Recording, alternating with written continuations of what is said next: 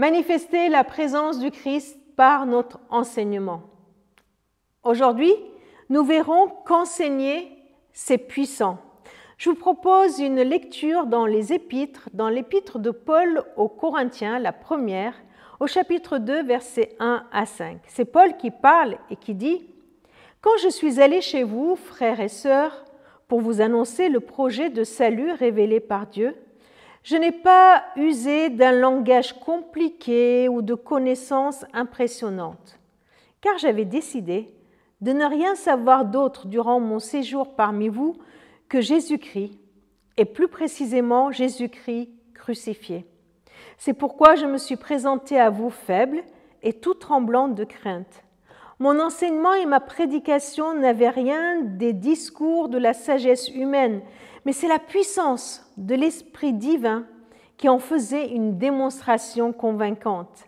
Ainsi, votre foi ne repose pas sur la sagesse humaine, mais bien sur la puissance de Dieu. » Encore une fois, nous voyons que celui qui enseigne, ici Paul, eh bien, il est présenté comme quelqu'un de faible, de tremblant, qui n'a pas de langage compliqué ou de connaissances impressionnantes. Il n'a pas de quoi impressionner. Son attitude et le contenu de son message sont là pour nous faire réfléchir. D'un côté, un prédicateur en enseignant faible, pas très éloquent. De l'autre, un message puissant. Si celui qui enseigne est faible, le message n'est pas faible. Bien au contraire, il est puissant. Comment comprendre cela? Eh bien, parce que cet enseignement ne repose pas sur une sagesse humaine, mais sur la puissance de l'Esprit de Dieu. Le socle, celui qui inspire, est l'Esprit de Dieu, celui qui porte ce message. Alors, c'est pour ça que ce message est puissant. Alors, le résultat, c'est que la foi des auditeurs repose sur Dieu et non pas sur celui qui enseigne.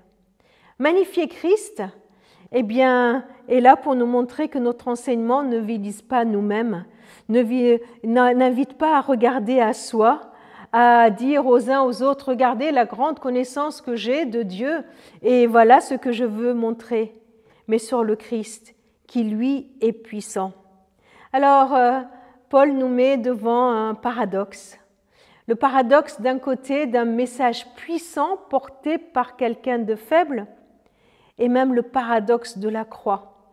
Le paradoxe de la croix où nous voyons Jésus crucifié. D'un côté, la faiblesse d'un homme ligoté, cloué, et de l'autre, la puissance de celui qui donne sa vie pour nous sauver. La puissance de la croix d'où jaillit le pardon et le salut pour l'humanité. Magnifier Christ, manifester sa présence au monde, c'est vivre ce paradoxe à la fois dans notre faiblesse, porter un puissant message de l'Évangile, cet Évangile de l'amour, de la grâce de Dieu, cet Évangile si puissant qui peut et qui sauve aujourd'hui les êtres humains grâce à l'œuvre de Christ sur la croix. Oui, enseigner ainsi, c'est puissant. C'est la puissance de Dieu qui sauve aujourd'hui.